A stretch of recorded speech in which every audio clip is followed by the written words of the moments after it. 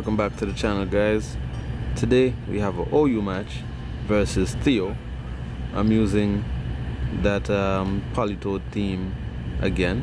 Landorus, Politoed, Magnezone, Weavile, Eldegoss and Haxorus. And Theo is rocking a fun OU team here. We have Dubwool, Nidoking, Scizor, Inteleon, Dragapult and Golisopod. To tell the truth, I usually do not see much Inteleons, but when I do, they normally give me problems. So we have that. Then you also know Nidoking is clearly a threat.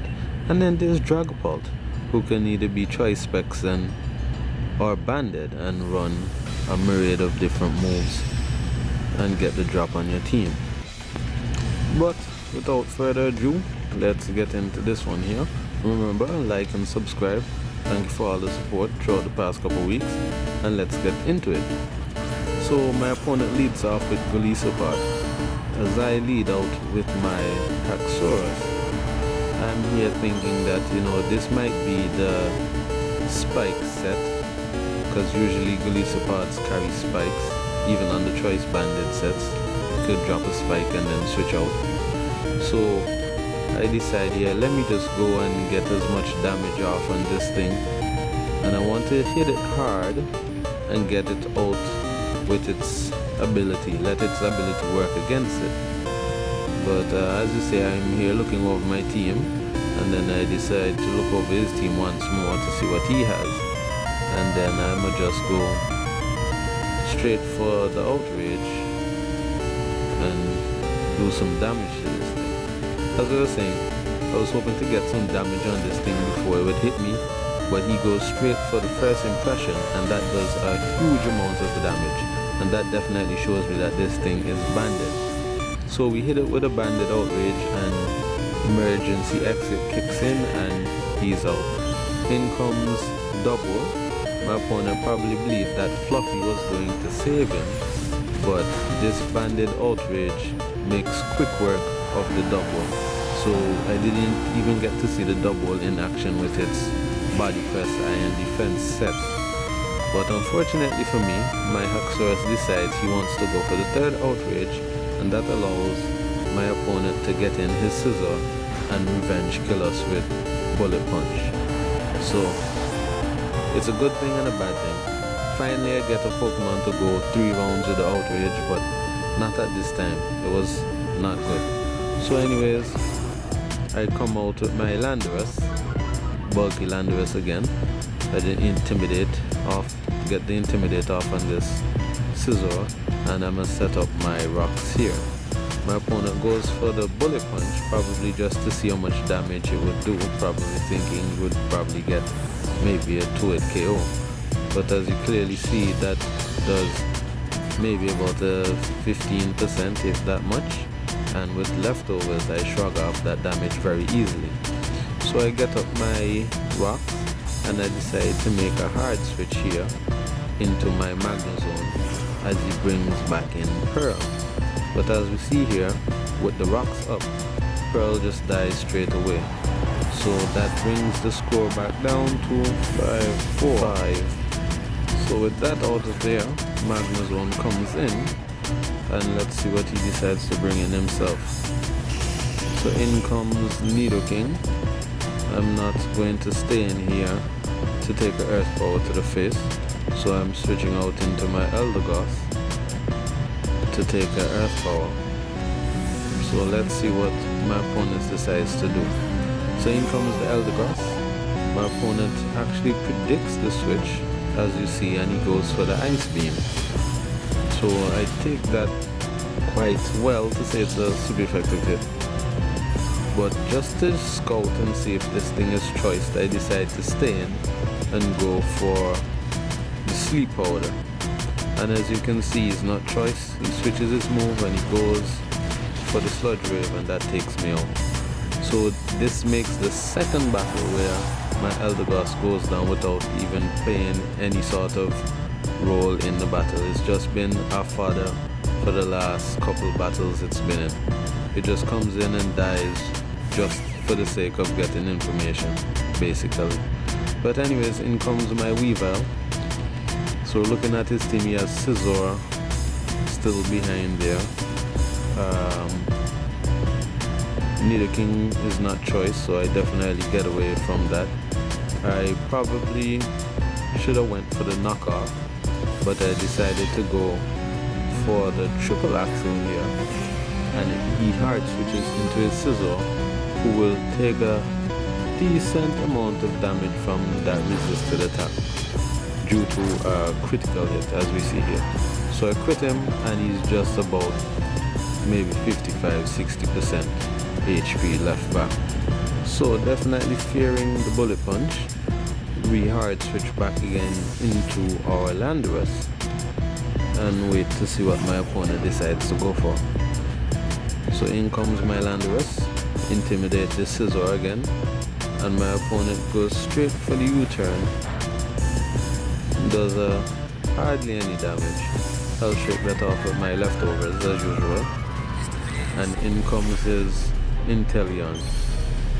And knowing this thing probably has Ice Beam, well, usually has Ice Beam, Snipe Shot, U-turn, and Air Slash.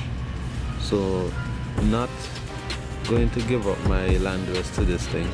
I have Assault Vested Magnezone for these kind of situations, so I hard switch here into my Magnezone, but as you will see, not even Magnezone is prepared for the kind of damage that this thing will dish out.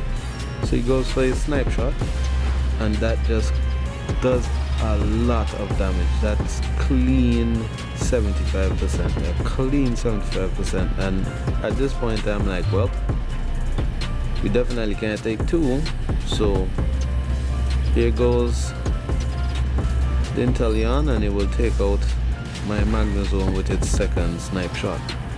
Sorry Magnezone, but I wasn't expecting that. And as you will see here, I decide I shall go out into my Weavile. I was looking at the Politoed, but I will go out into my Weavile and take this thing out with a knockoff. So in comes my Weavile, get his pressure on the field, and I'll just go straight for the knockoff and take this thing out. As you see here, he goes down and he had on Scope Lens, so no wonder he was critting so easily.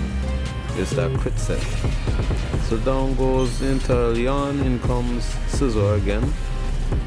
We already know the drill. Don't take any chances, just go straight back into Lando. So out comes my Lando, and his Scizor is going to go for the U-turn. He get off that lovely Intimidate again, and he goes straight for the U-turn. So now he's in a way better position than I am. And as you'll see, in comes his Dragapult. Looking at the situation now though, it seems like the stage is set for this Dragapult to literally clean up the rest of my team. It outpaces everybody, and if this is a Specs Dragapult, I have no choice but to just lay down and take a KO. But as you can see, my opponent is actually physical, and after the battle he was confirming that yes, he was banded.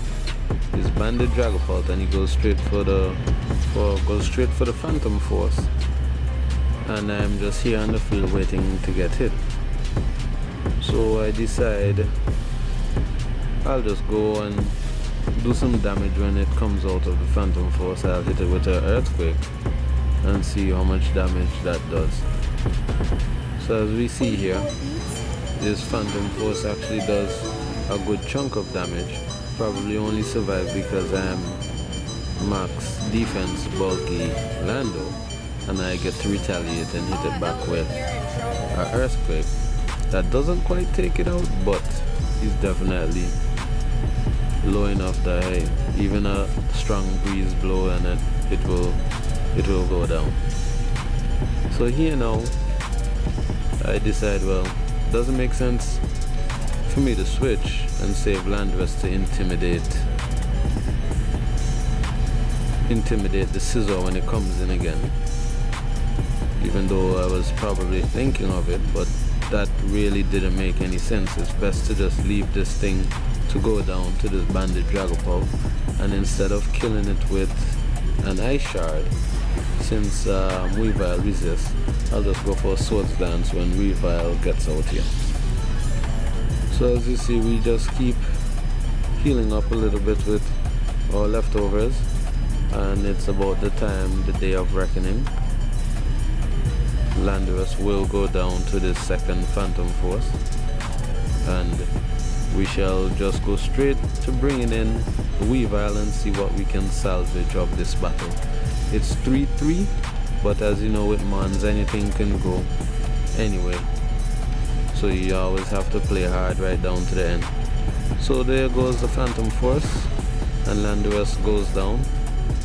He's been a pivotal member of the team for the past couple battles, and unfortunately he goes down, but it's time now for Weavile to come out and salvage the win.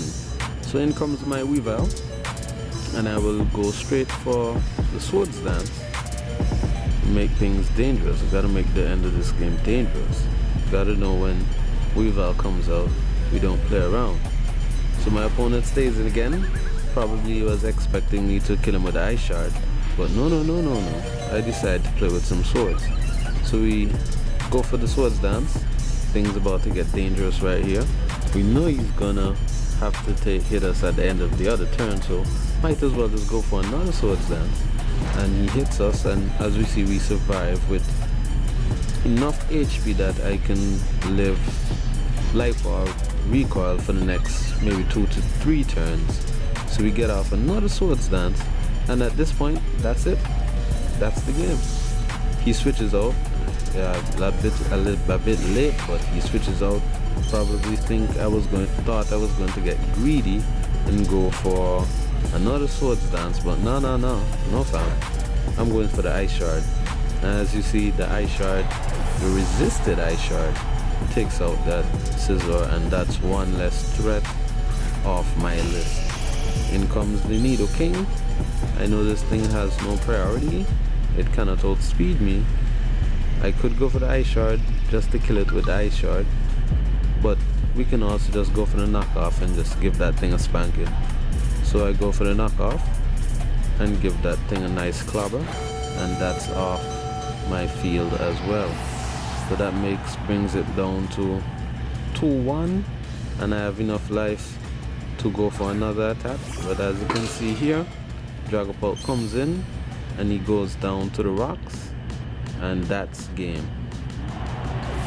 Definitely, I must say, good game to my friend there, and I hope to battle you again another time. Come back for the rematch and bring that heat. Thank you guys for watching. Until next time, peace out.